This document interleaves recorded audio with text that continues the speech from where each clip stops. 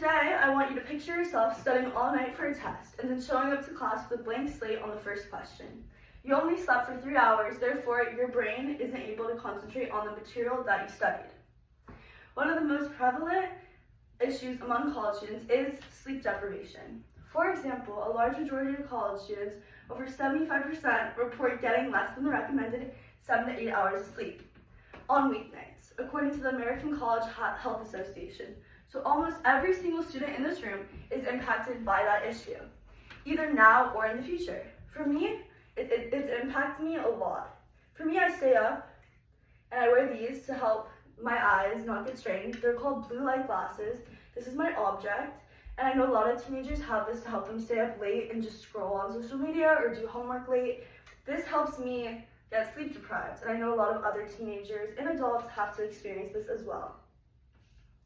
Although I'm not an expert in medicine, I have studied this subject and utilized data from the Centers for Disease Control and Prevention and peer-reviewed journals. The CDC says that getting 7 to 8 hours of sleep helps college students improve concentration, academic performance, mood, and overall health. Now, I understand how easy it is to undervalue rest because I am a student myself and have first-hand experience with studies, social life, and sleep. I want to convince you that getting at least 7 to 8 hours of sleep per night will enhance your ability to sleep, your ability to learn, your ability to concentrate, and general quality of life. Here is an overview of the key points. Now, I'll start by outlining the grave issues that sleep deprivation causes, and after that, I'll demonstrate how to improve your sleeping patterns. So, I'll also explain what life would be like if everyone made a commitment to getting more sleep. Finally, I'll discuss 4 typical counter-arguments and show why they're unpersuasive. So, after providing some background, let's examine the reasons why sleep deprivation is such a severe issue. Now, a lack of sleep impairs concentration and memory, which in turn affects academic performance, like where we sleep and like what we are studying, and our academic performance with our grades. Now, sleep deprivation raises the risk of burnout, sadness, and anxiety. Chronic sleep deprivation increases the risk of major illnesses like obesity, heart disease, and weakened immunity. It is evident that sleep deprivation affects academic performance, mental health, and long-term wellness, in addition to making people feel exhausted.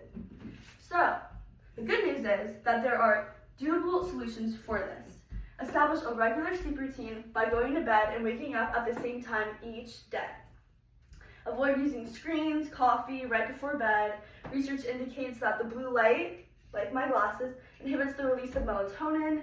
That is from Harvard. And schedule sleep the same way you would a task or meeting. Treat it as a necessity rather than a luxury. Although these solutions are free, they do call for dedication and a shift in behavior, which can be hard for some people.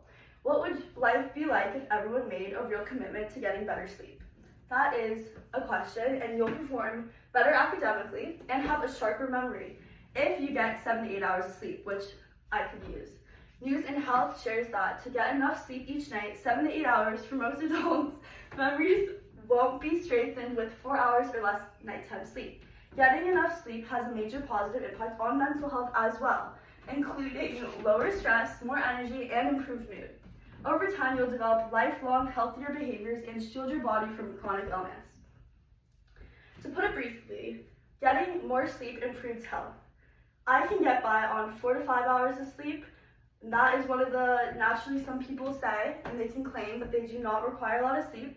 But let's examine some of those claims. So to go back, I can get maybe 4 to 5 hours of sleep, right? That's what somebody could say. But studies reveal that just 1% of people possess the genetic mutation that makes this possible.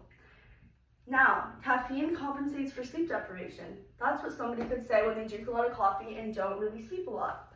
Well, caffeine doesn't improve the deep sleep cycles or memory processing. It only makes you feel drowsy. My sleep schedule isn't long enough. That's what somebody else might say. Well, research indicates that the greater problem is time management rather than the workload. Harvard studies also say that establishing a sleep schedule and adequate sleep duration can improve your ability to cope with stress, making sleep a priority frequently boosts output. On weekends, I'll catch up. That's what people say as well. Well, sleep deprivation cannot be entirely reoccupied or recouped. Chronic deficiencies continue to impair physical and mental well-being. Now let's conclude that we have looked on all of these issues and their fixes. I described the severe issues brought up on sleep deprivation. I described the severe issues. I provided doable suggestions for enhancing sleeping patterns. I pictured the advantages of making a sleep commitment and sleep schedule, and I disproved 4 typical objections that you probably heard on your day-to-day time. Now, although millions of students suffer from sleep deprivation, which can have life-altering effects, we can all take action starting tonight.